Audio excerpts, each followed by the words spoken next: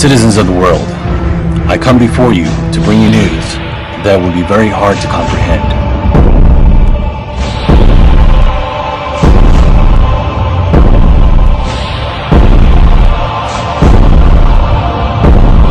This time, they were right.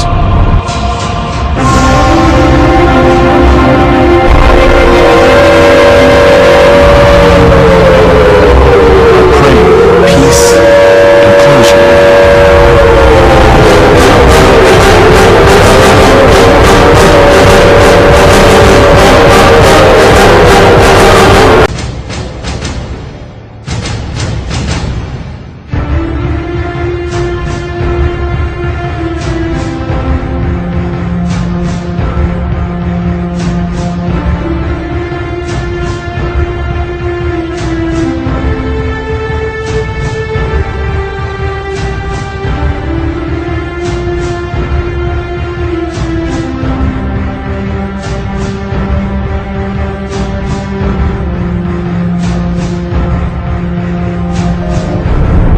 Citizens of the world, I come before you to bring you news that will be very hard to comprehend.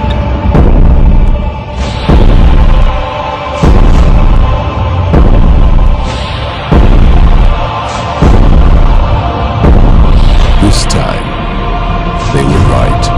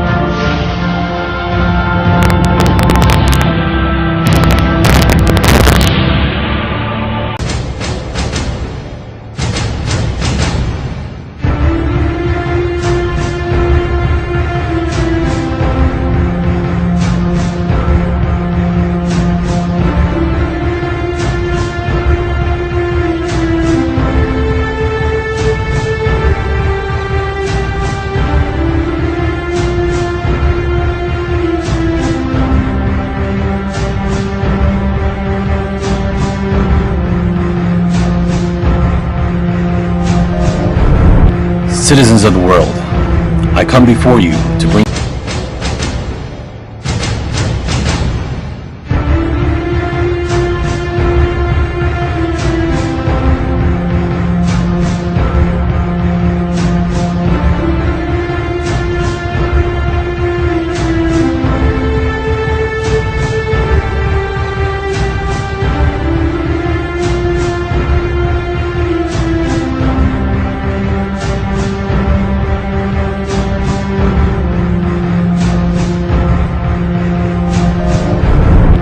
Citizens of the world, I come before you to bring you news that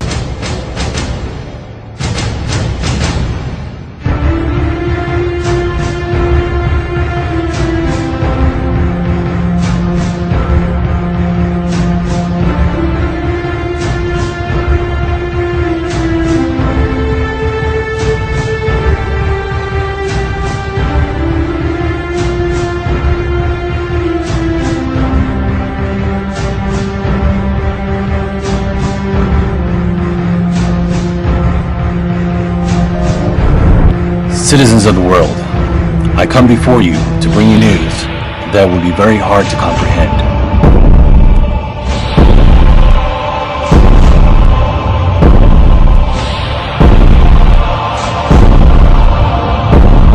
This time, they were right.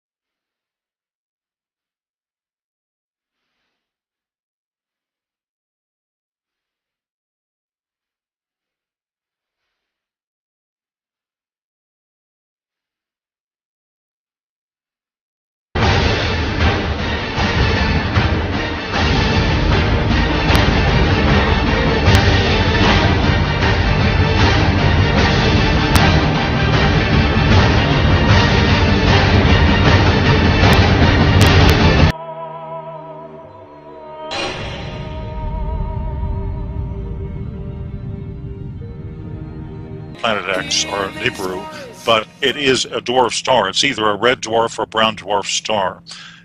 Now, the object, which is clearly Planet X by deductive logic and process of elimination, is therefore now between Mars and Jupiter. It's not in the outer reaches of the solar system.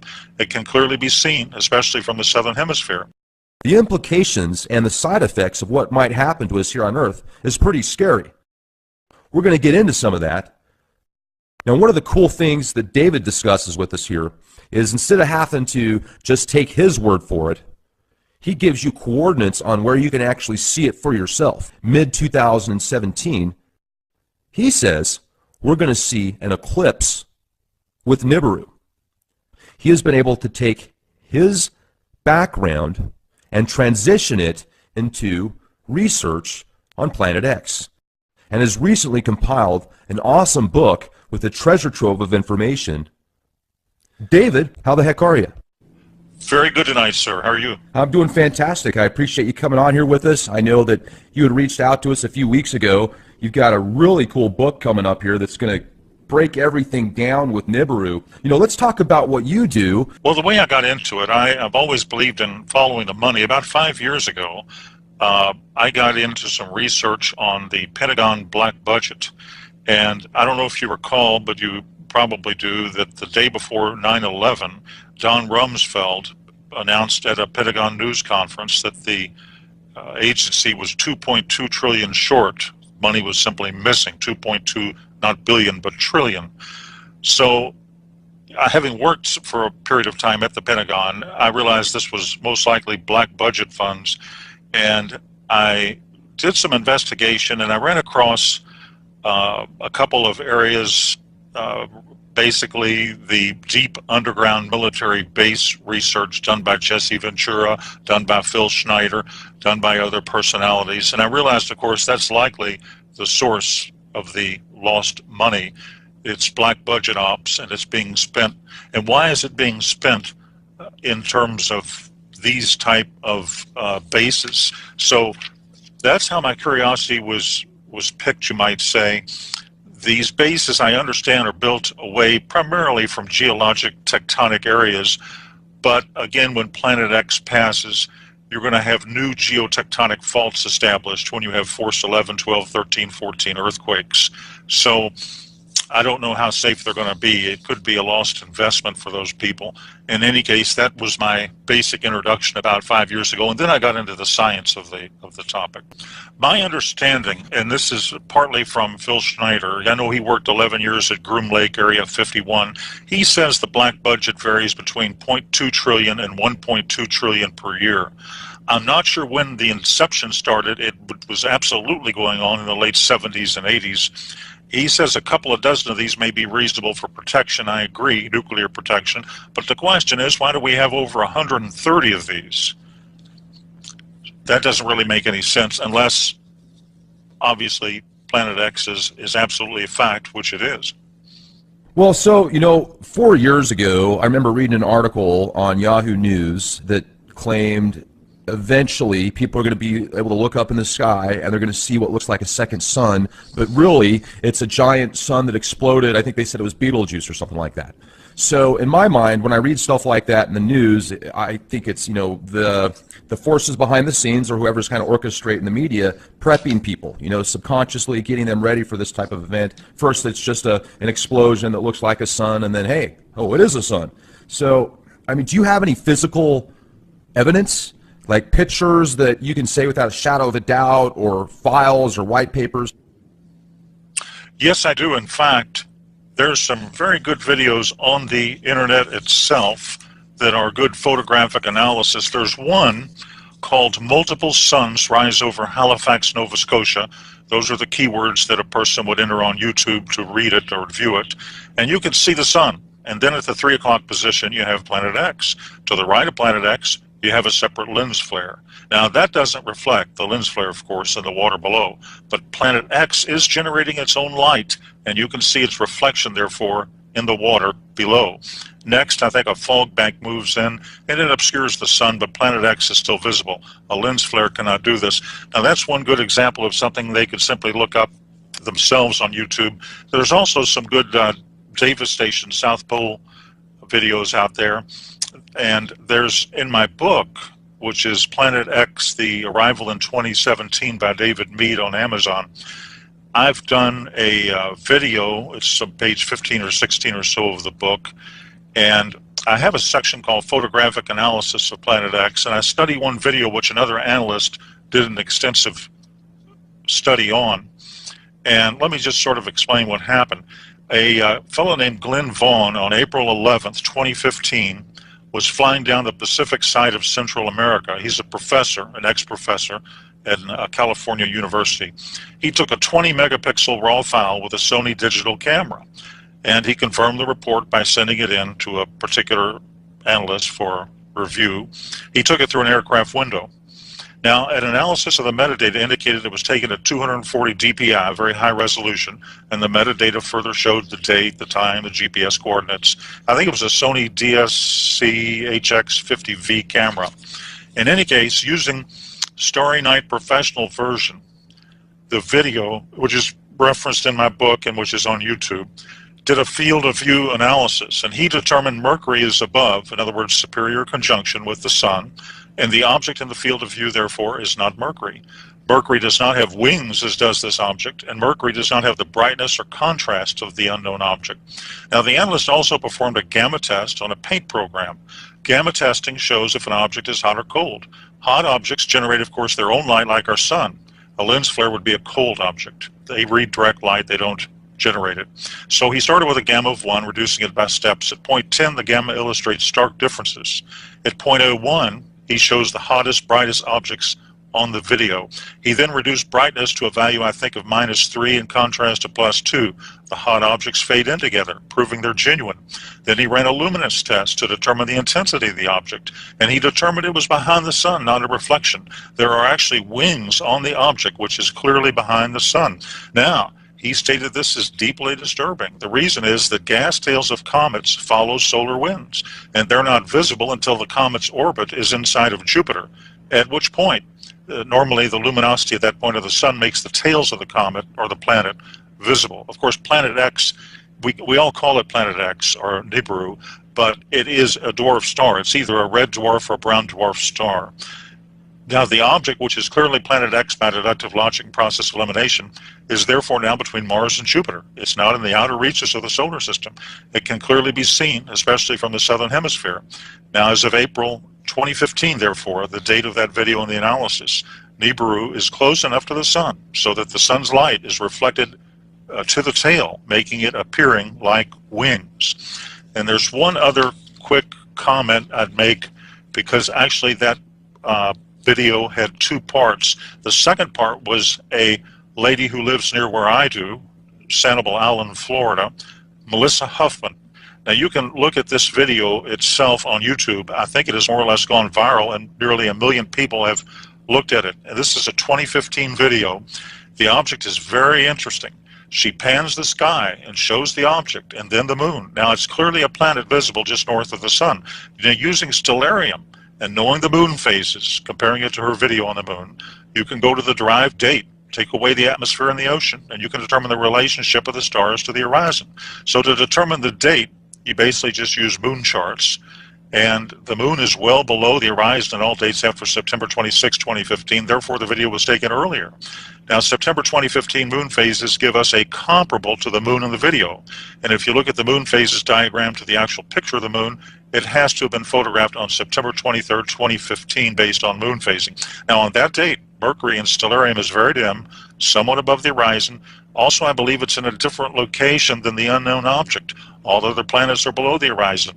The video, therefore, conclusively and plainly shows an unidentified planet, or dwarf star, Planet X, of some significant magnitude quite clearly.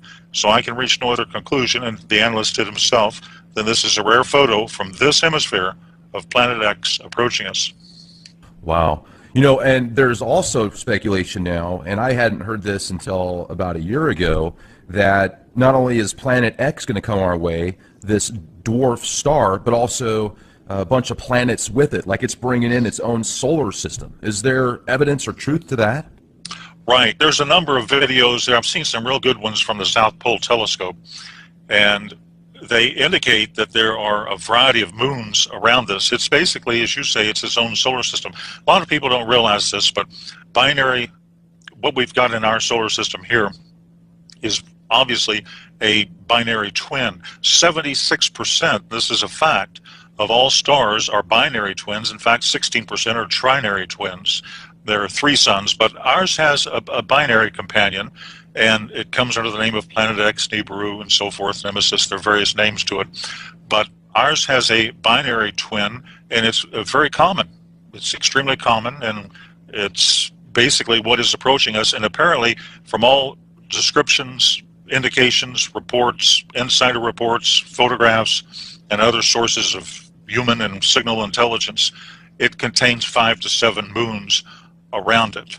So it's a solar system approaching our solar system, which makes it extremely dangerous. The red dragon of Revelation 12 may well be, and I believe rather obviously is, Planet X, as is referred to in an earlier chapter of Revelation, I think Revelation chapter 8, in a similar manner. A colleague of mine at the university, one university in the western U.S., brought up a very interesting point, perhaps to cover up to my attention. Here it is. Basically, he said, the areas of the dragon anomaly have been covered or patched up by Google Sky in the past. But one of the ways to actually see what is behind this patched out area is to use a program called Skyview by NASA. Skyview, what that is, it's a virtual observatory on the net. It generates images of any part of the sky from wavelengths of all regimes, radio to gamma. You just filter it. Now, when you view these images in various filters, you can see the actual color of this anomaly in Virgo is red, and it does look very menacing, as it appears to have a face like a dragon with 2 profound eyes. It's very intriguing and quite strange. Now, just for your listeners, I'll provide very briefly the right ascension and declination if they want to go to Skyview. And here it is. Just cut and paste this coordinate. Here's the right ascension, 13 hours, 50 minutes, 44 seconds. Here's the declination, and that would be minus 8 hours, 13 minutes and 59.7 seconds. So right ascension is the celestial equivalent of longitude, and in the sky latitude is called declination. So you just enter those coordinates, and then on Skyview you just choose the Iris 100 micron telescope setting, and there you are. You've never seen an object quite like this one. Now, the sign itself might be a sweeping parenthetic of that entire biblical 70th week of Daniel, which is a key to solving the most complex cryptogram in existence, the Book of the Apocalypse. As to what it is, the astronomical scientific community, I think, is keeping a very low profile. And the question is, why did they ever cover it up to begin with? Well, and not only that, if we could get into some of the more scientific stuff as well. Because it's so close now, it's different. When it was first observed, probably the first time it was actually observed, it was observed in the infrared spectrum in 1983 by a orbiting Earth satellite telescope called the Infrared Astronomical Satellite. And this is when all those articles appeared in the Washington Post and the New York Times and so forth. And that's when, right before blackout occurred, there were some articles over a 6 to 12 month period of time when it was pretty much spoken freely of, and then all of a sudden I think they realized the seriousness of the matter, and they went ahead and produced a blackout. Now, remember this, the blue daytime sky is going to hide Planet X until it eclipses the sun. But there is going to be a full disk solar eclipse right after September 23rd, 2017. This occurs, if you look at moon charts, on October 5th, 2017. And what happens, of course, during a full disk solar eclipse is the sky turns black, and that will reveal at that point, that week, in my opinion, the week of October 5th to 12th, if the book of Revelation is true, because this ties in perfectly with it, that could well be the exact month that we can first see it with the naked eye. So, in my opinion, combined with a predictive computer-generated astronomical model, the Bible, the book of Revelation, the Apocalypse, tells us that the red dragon, or Planet X, or Nibiru, appears after September 23rd, 17, but it has to appear before October 11th, 2017. At that date, October 11th, 2017, the sign in Virgo, the woman Virgo, will no longer be, quote, pregnant. Then the red dragon, or Planet X, therefore must make it an appearance before October 11th. So that seems to be a cutoff date. Jupiter, which is known as the planet or the star of the Messiah, exits Virgo, the Virgin, on October 11th after having spent, I believe, 301 days or about 42 weeks in the, quote, womb region of that constellation. And again, after that point, the woman will no longer be pregnant. So that gives us a very narrow window, just to use the Book of Revelation or the Apocalypse as sort of an intel briefing. And the great sign of the woman is described in Revelation 12, 1-2, forms and lasts for a few hours. And according, again, to astronomical models, this sign has never before occurred in human history. It will occur once on September 23rd, 27. It will never occur again. And I believe it places us right at the time frame from that analysis of the Planet X approach to the Earth. I would prepare on or before the fall of 2017. I would conduct emergency preparedness. Of course, you want to be spiritually ready. You want to have a clear conscience and all that, but you need to do physical preparations as well. I think survival gear, emergency food, that sort of thing. And the reason is that, again, all this while you're going to get increasing levels of disinformation from the mass media until it's actually there. And then they're going to say, whoops, we didn't have any notice, we don't know what happened, and so forth. And they're going to run and hide in what they've already established. But, you know, the public is there and the public has to fend for itself. This global warming, as you've heard, I'm sure, is a cover story. The Earth is heating up from the core outward because of the approach of Planet X. During the 20th century, I think there were 35 volcanic eruptions in a typical year. Now there are more than 35 of these every single day. So basically, when X approaches, that week you see it in the sky, let's say it's October of 2017, you know, for purposes of discussion. At that point, it's not going to actually collide, I don't believe, with the Earth. The Earth is only 8,000 miles in diameter. It may pass 5, 10, 15 million miles away, but it has a very high magnetic attraction. It's going to have a gravitronic effect. It's going to cause the shifting of the Earth's crust. It's going to cause major volcanic activity. It's going to cause tidal waves. And when a pole shift happens, the ocean literally comes up out of its basin. So you're going to have major weather changes, seismic activity, and volcanic eruptions. Probably at that point, Yellowstone, the Yellowstone super caldera, will likely erupt. That could affect up to a third of the United States, cover it with ash. Well, let me jump in here for a second. I'm glad you brought that up because you can clearly tell a difference now with how hot the sun is. I mean, even if you look at the same temperature, you know, 75 degrees now versus 75 degrees 10 years ago, although it's the same temperature, the sun on your skin even, there's just more heat there. If you go to the book of Revelation, the Revelation indicates that the sun is going to be hotter at that time frame. Now, the EMP effect, Planet X has a massive tail. It's fantastically charged. It's magnetic. The tail has moons and rocks in it. Now, this can down aircraft and satellite when it passes. It can affect the electrical grid. Now, of course, NASA, JPL, and the other disinformation sources ignore this data. But here are the facts. The Earth has a nickel and iron core. Now, this generates its magnetic field. However, the magnetosphere has large holes in it. The magnetosphere is a static shield. Now, under routine solar conditions, it protects the Earth from coronal mass ejections. But when Planet X arrives, we're no longer under routine solar conditions. Now, you know that the magnetic poles have been shifting towards Russia at maybe 40 miles an hour a year. But when Planet X arrives, the physical poles will shift. Now, this will create some hyper-earthquakes, tsunamis, and the shifting of land masses. So if you want to look at a few different states, one thing people can do to protect themselves is simply be in the right location when it happens. Now, there's a few states to avoid.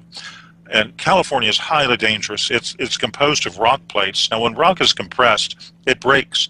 And you'll see the crumbling of rock, of course, as its mass goes upwards. Now, the West Coast will have major catastrophic changes, synergistic proportions, tidal waves, high hurricane-force winds, earthquakes on the fault lines, volcanic activity over the magma. So it's highly dangerous. And I think the long-term danger is in riding out the shifts for those who are living near the boundaries of plates. Now, cities without mountains as a backdrop can just be washed out to sea.